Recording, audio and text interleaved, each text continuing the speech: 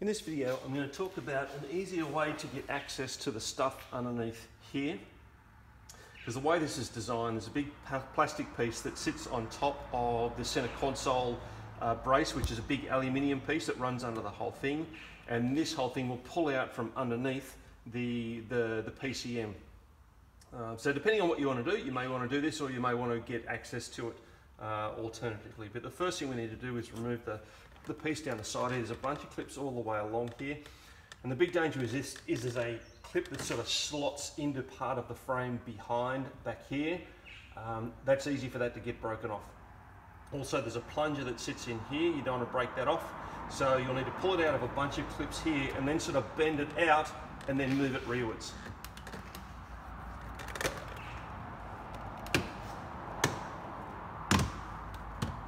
And the last clip, you can look down here and see where it is. Make sure you sort of bend that like that.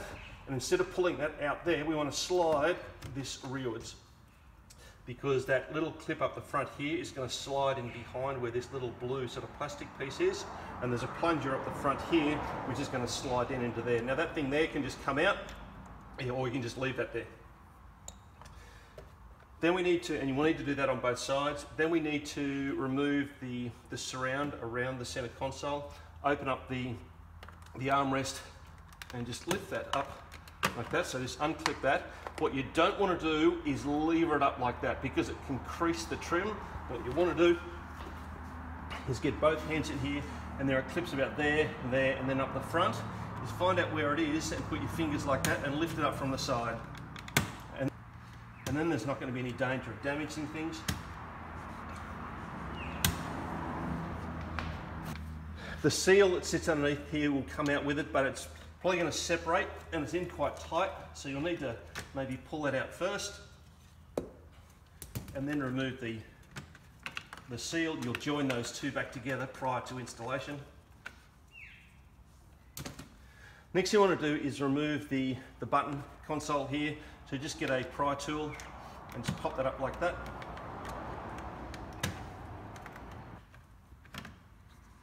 On the other side there'll be an electrical connector, just disconnect that. You can remove the little ashtray or the little bucket here, just push that forward and that just slides straight out. And then I need to remove the Pdk knob. Easiest way to do that is to put that into drive and save you turning the ignition on. There's a big, wide, sort of funny wedge-shaped button down here. That is the manual shift lock. So if I press that down, press the button, and I'll move back to drive. And putting it back into drive is probably the easiest. And then I'm going to twist the bottom of the Pdk knob. Now, when you first do that, that's actually going to be pretty tight and can sometimes be difficult to do. I would advise once you get it out, put a little bit of grease on it. It just makes it much simpler later on. And once that's twisted, that just pulls straight up and off. And then I can remove the surround of that. Again with my trim tool. And that just pops straight off. And now what I want to do is remove the 6 screws. There are 6 black screws along the side here. There's one further up here, don't remove that. It's the one just near the end of the air conditioning unit. And now to remove the plastic piece, once I've removed those 6 screws, I'm going to pull it up at the rear here first. And then just above the furthest forward screw, there's a little clip. And the way to release that is get your screwdriver in there, basically right next to where the screw is, and just lever that out, and that'll pop out. And you need to sort of grab hold of this and sort of pull that rearward as you're doing it to allow that to come free. And you want to do that on both sides. And once that comes free, now this can slide rearwards. I would suggest putting the gear lever back into drive rather than being in park, because if it's further forward, it makes it a bit difficult to get around this stuff. But then this just slides rearwards. And that just comes out like that. You can disconnect those electrical connectors. If you're not going to disconnect those, I would suggest just putting a towel down here somewhere, things don't get scratched. And then for install, I'm going to rotate that around. And then just make sure the seal is in the correct place up the top here. And then I'm just going to push it forward and into place. Clip it into those clips on both sides, and then you just push it down, clip it into the back, and then those 6 screws go in. And with those 6 screws back in place, then I can put the PDK selector on. That's just going to push down over the top, clip it into place, get the PDK gear knob, just push that all the way down, rotate that around, you can put that into drive, get our little storage tray, put that in, push it rearwards, the switches, connect the electrical connector, push that down,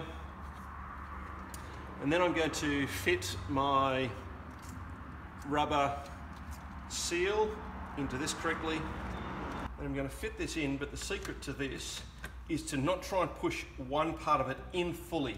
You want to do it sort of gradually, especially the front, because it's quite a tight fit, and then just gradually move it down into place.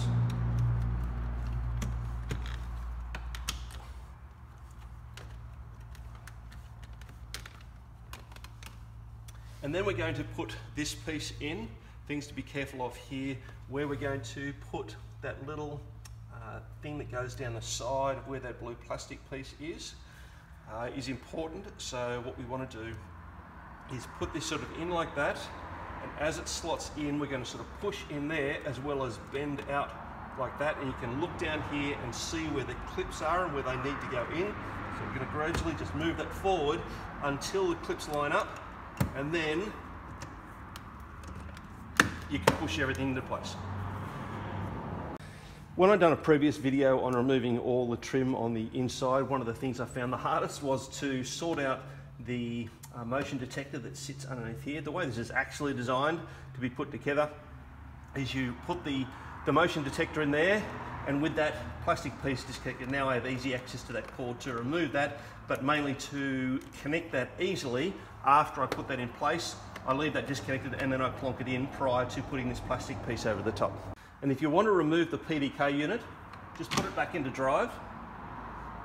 There are 4 screws at the extremities. They're black, and they're the ones that go into the frame. There are silver ones a little bit further forward on each side that you don't want to disconnect. They actually hold the PDK selector together.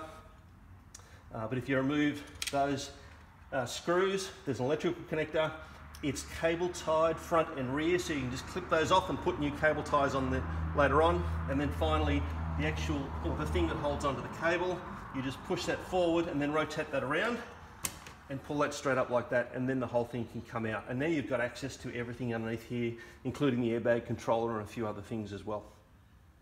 When you are putting this back together again, it's all pretty simple. The big thing to do is make sure that when this is in park, the cable here, if I pull that forward, that takes it out of park.